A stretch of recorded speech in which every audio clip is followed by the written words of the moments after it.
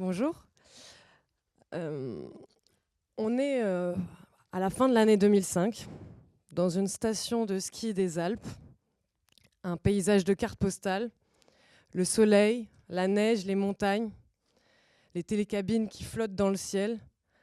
Tout est parfait en apparence. Aminata, 21 ans, arrive de banlieue parisienne dans ce monde qu'elle ne connaît pas pour être serveuse dans un hôtel-club, une sorte de all-inclusive à la Club Med. Elle, son rêve, c'est d'un jour diriger un palace. Alors elle a fait une école hôtelière prestigieuse et elle arrive prête, déterminée à monter les échelons.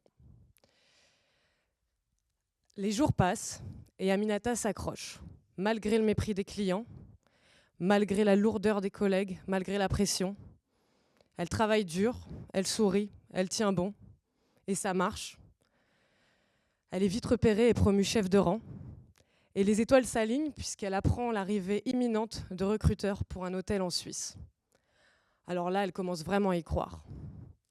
Mais au même moment, chez elle, dans sa cité, des révoltes éclatent suite à la mort de 2 jeunes adolescents poursuivis par la police, Ziad Benna et Bouna Traoré. Et à travers la télévision, dans ces montagnes enneigées, dans cet hôtel luxueux, elle ne voit que des voitures en flammes. Elle n'entend que les conversations jugeantes des clients sur la situation. Et à force d'entendre parler des siens de cette façon, elle commence à osciller entre son envie de réussite et un sentiment d'injustice, de colère et de culpabilité. D'autant plus que ses collègues commencent à la mettre à l'écart suite à sa promotion. Alors elle se rapproche de sa camarade de chambre, Bérénice, 30 ans, animatrice dans l'hôtel. Bérénice, c'est tout l'inverse d'Aminata. Elle a renoncé à son rêve il y a bien longtemps, son rêve de danseuse, et elle tente d'exprimer sa créativité en organisant des spectacles pour les clients. Lors d'une fête prévue dans la station, là où les travailleurs saisonniers expient leur frustration et leur fatigue en dansant, Aminata est témoin de l'agression sexuelle que subit Bérénice par un client. Aminata est là pour elle et quelque chose se crée entre elles. Un lien, une reconnaissance, la même sensation de ne pas être à sa place.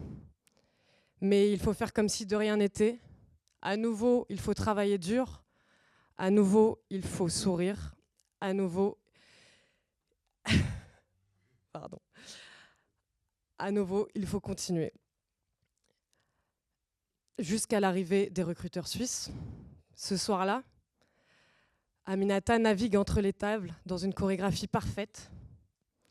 Bérénice, elle, a organisé un spectacle grandiose. Bref, elles tiennent leur rôle à la perfection, jusqu'à ce que ça devienne insupportable, jusqu'à ce qu'elles décident de ne plus jouer le jeu, jusqu'à l'explosion. Alors Amazon Falch raconte comment on en arrive à se révolter, mais aussi comment d'autres révoltes peuvent nous traverser et nous inspirer. Moi, ce qui m'intéresse, c'est ces espaces hors du monde que je connais bien, le travail saisonnier, le monde de la fête, et comment ces espaces sont en fait des territoires de domination.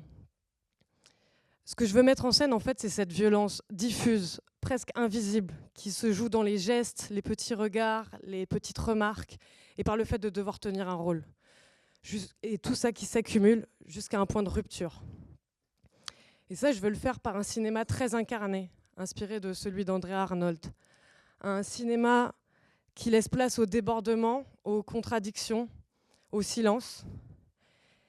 Et pardon.